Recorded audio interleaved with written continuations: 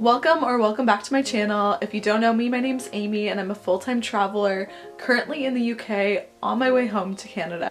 So I'm currently staying with my boyfriend's family in Cambridge and I have to pack all my stuff up to go home for 6 weeks, and that means I'm only bringing a carry-on bag, and I thought it'd be a good opportunity to show you guys exactly what I pack for carry-on travel only. So it's a bit of a mess here, but I have to fit all of this stuff into that little personal item in my carry-on. So this is by no means a comprehensive packing guide because I'm just picking up and I'm going to go home for just the 6 weeks, as I mentioned. So I've only packed about 10 tops, 4 pants or 4 shorts, 5 dresses / going out outfits, and that's it. Nope, and I also have 1 PJ set and 2 workout sets. So usually I'm traveling to a warm country and I bring all my bikinis with me, or most of them. So I have about 6 in here. When it comes to shoes, I never bring more than these Birkenstocks and my Tevas. The Birkenstocks are great because they're really lightweight, plastic, and just can be worn anywhere. And these are pretty good because they're Velcro, they have more traction, so if you're doing hikes and stuff like that, they come in handy. So I put all of that in this pouch that has the bikinis and the shoes beneath, and then all of my underwear, my laundry bag, and socks go in here. So pretty much everything else that I pack goes in this packing cube. So normally I'd have more than this single packing cube, but I'm leaving that one behind for this trip.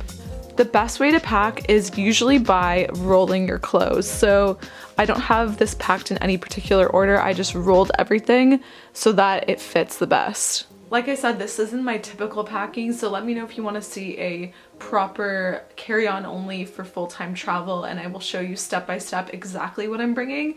But I'm gonna go home so I have a chance to drop off a few things and swap over clothes. Another thing I always bring with me is this toiletry bag that makes it super easy to organize everything that you need, and it has a hook so you can just hook it on if you're in a shower at a hostel or anything like that. Just in the train station at Cambridge, waiting for our train to Stansted Airport, where Amy's getting her connection to London Heathrow. And eating some bacon rashers while we're at it. Somehow they're vegan. Yeah.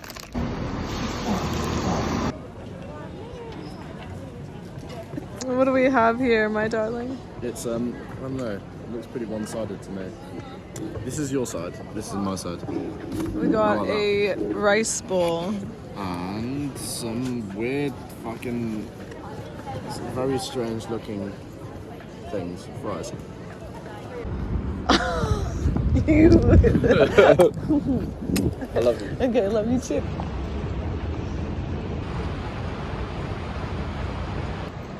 So I just got to Heathrow and I have about an hour to kill before I have to check in, and luckily I just have a carry-on backpack, so it's hopefully gonna go really smoothly, but I'll update you guys in a little bit. Got through security and it was honestly so much easier than I expected. I didn't have to take my laptop out of my backpack, and that's the first time I've ever experienced that at an international airport or just an airport in general. So I thought that was really great. It took a few minutes just because it was carry-on only, and I've just been eating, working, and hanging out at the airport until I find out my gate.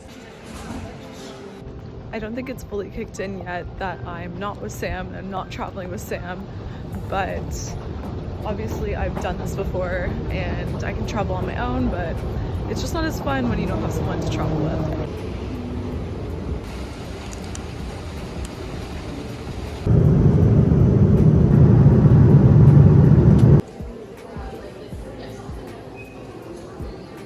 So after that very long journey, I finally made it back home to Canada.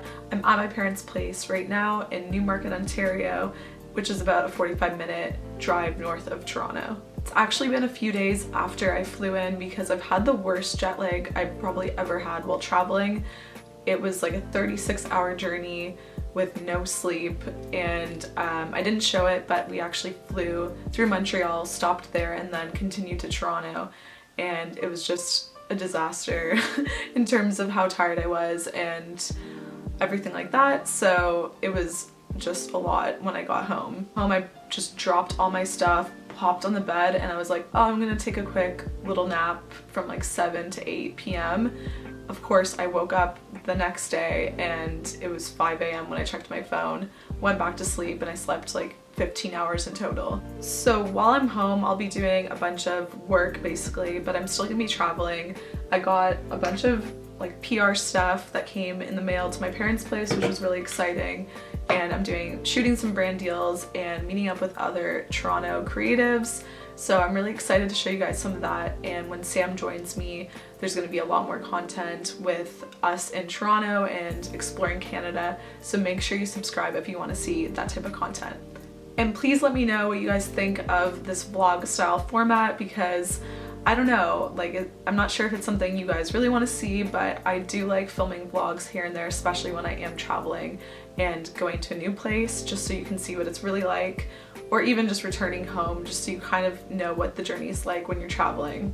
Also, if you want to see more content that's related to building your social media channels or a blog or anything related to content creation, UGC, working with brands, let me know in the comments, because then I can make more videos about that for you guys. If you made it all the way to the end of the video, thank you so much for watching. Please subscribe if you want to help me out and help me as I'm growing this channel, and I'll see you guys next Wednesday for a new video.